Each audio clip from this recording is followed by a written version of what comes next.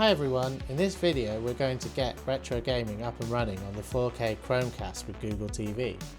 This little device has an S905 Y4 chip in it, which is good enough to play a lot of your retro favourites.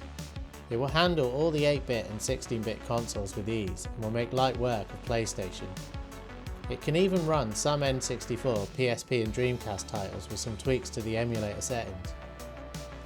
It is also of course a capable streaming device with Google certification, which will allow you to use all your main streaming apps such as Netflix in full quality. There are of course downsides to this device, the main one being that because it is made by Google and runs an Android 12 version of Google TV with scoped storage, it is pretty locked down out of the box, making it harder to get retro games emulators up and running. The Google Play Store versions of these emulators are rendered almost useless. The other issue with these sort of devices is that they don't come with a secondary port to add additional storage, and they usually only have a small amount of usable internal storage left to store your game ROMs on, which can run out pretty fast, especially if you're going to want to run some of the higher end system games. In this video I'm going to show you how to overcome these issues. Let's start by getting the Chromecast into developer mode. You'll need to navigate to the settings menu in the top right hand of the screen and into the system menu and then on to the about menu. Scroll down to the Android TV OS build option and click on the option continually until you see the message that you are now a developer. This will enable us to install the emulator apps later. Next we need to pair a Bluetooth controller. For this example, I'm going to use an Xbox One wireless controller. This is done in the Bluetooth menu. Make sure your controller is in pairing mode.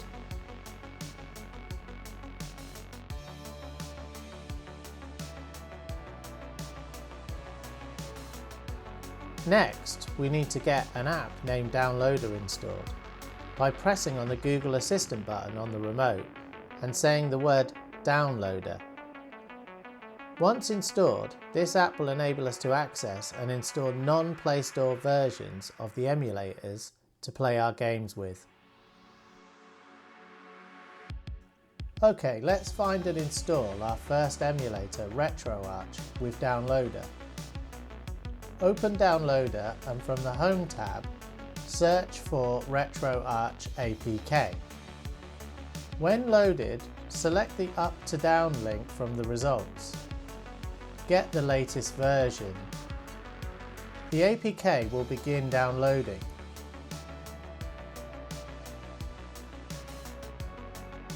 Once downloaded, select Install.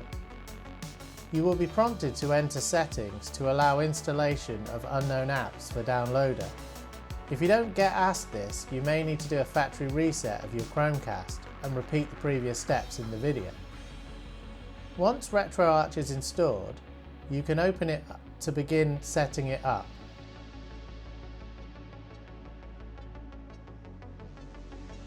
Before we can play games in RetroArch, we need to prepare a USB stick with our ROM collection on it.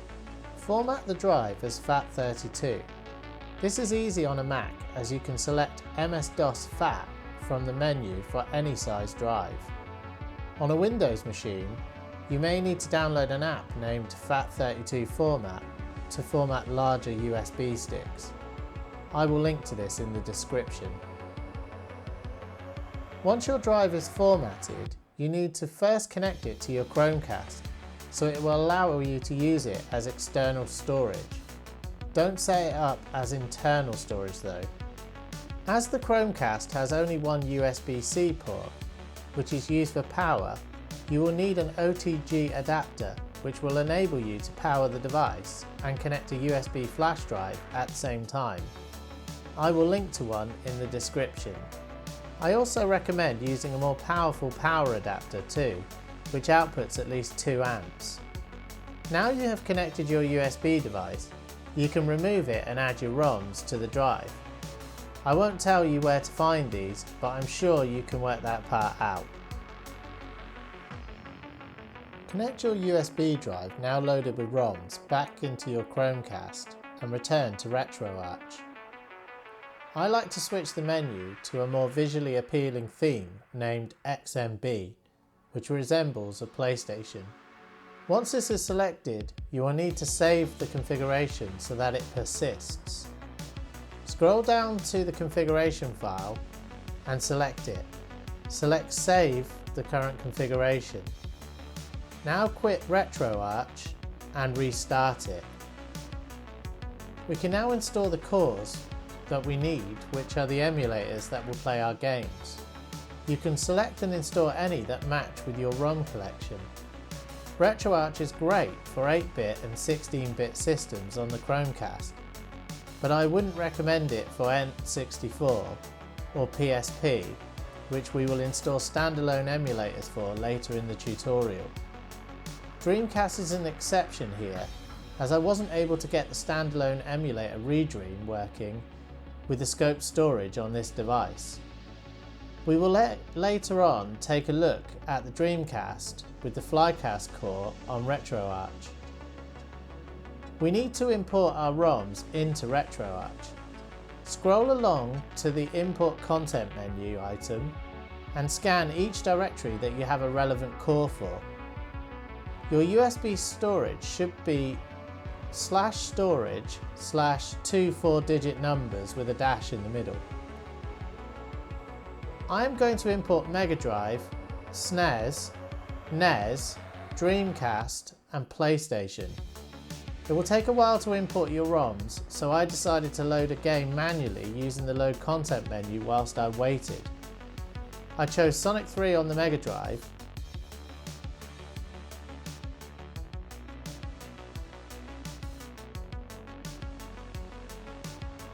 and as you can see, the game is playing perfectly.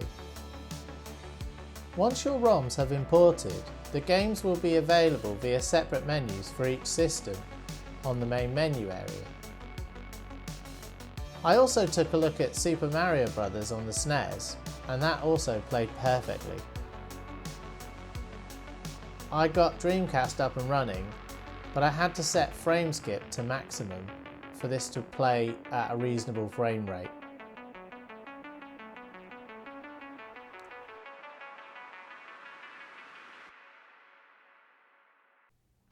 It's still definitely playable though, as you can see in Crazy Taxi, where the frame rate dips slightly, but it's still really playable and I had a really enjoyable time playing on it. The last system I tested in RetroArch was the PlayStation, and that also ran really well. I played 3 games in total: Crash Team Racing, Rayman,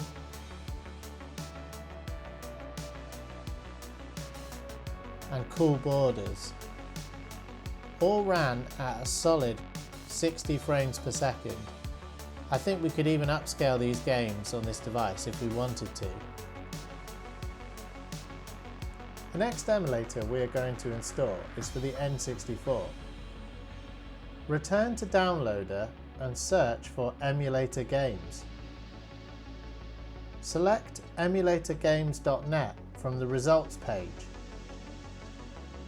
Select the Emulators tab from the main menu. Scroll down to Nintendo 64 and select it. Select Mupen 64 Plus FZ Android from the list of emulators. Download the emulator.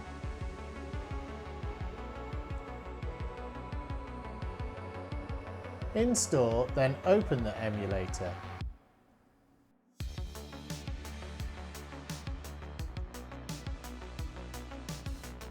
Once open, select the reload icon on the top right of the app.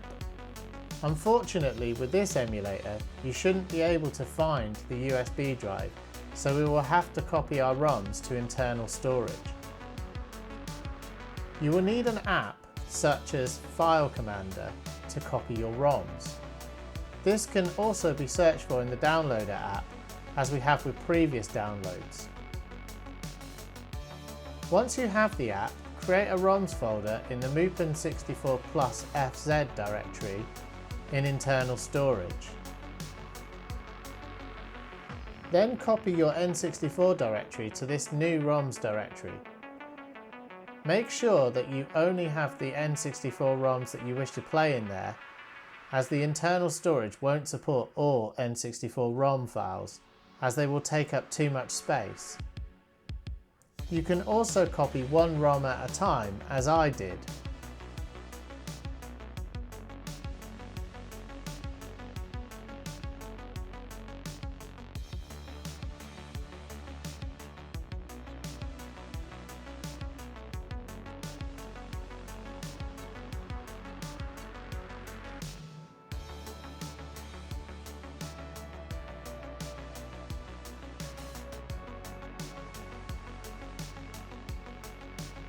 Go back into the Mupen 64 Plus FZ app and navigate to your ROMs.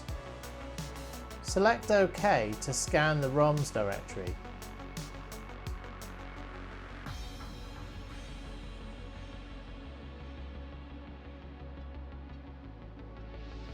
You will need to set up a controller profile. I selected the Xbox profile to test out the first game, which was GoldenEye.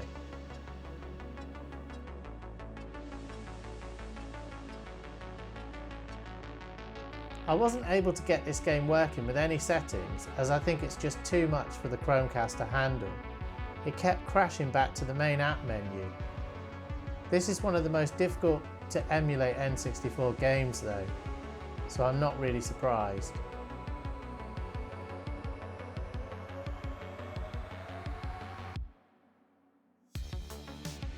I fared much better with Diddy Kong Racing, which seemed to work great. Similar games to this, such as Mario Kart 64, should also run great on the Chromecast.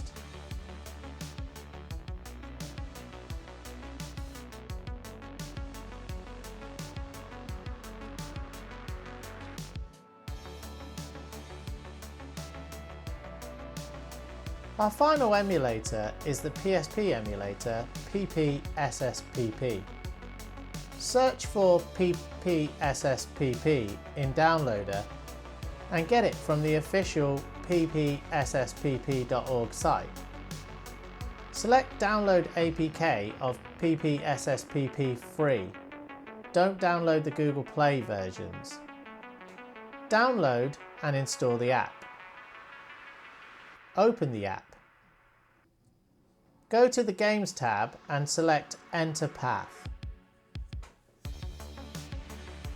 Enter the path to your storage device that you learned in RetroArch. It should be /storage/ 2 4-digit numbers with a dash in the center.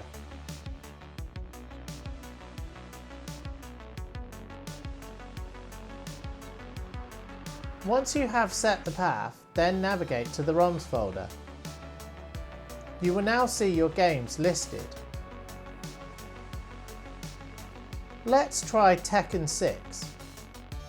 I have this set to 3x resolution and auto frame skip enabled, as it's a harder to emulate game. As you can see, it's running very well. Next, I took a look at Need for Speed Most Wanted, and I managed to get this running pretty well at 1080p, which is a 4x resolution. And I can say it was running really well and felt totally playable to me.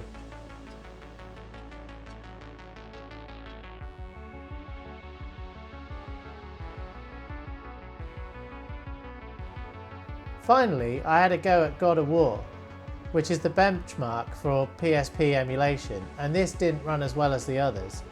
I set it to native 1x resolution with frame skip, and it was still a bit sluggish. I'd say it was on the edge of playable. Well, that's it for the games and emulators I tested on the Chromecast. I think for the low cost of this device, coupled with the fact that it's also a decent streaming device that is Google certified, I'd say it's a very good buy, and you can have hours of fun playing your old favourites, and when you're done, you can just watch some telly on it. Hopefully you found this guide useful. If you have, please click the like button and consider subscribing to my channel if you would like to see more content like this in the future.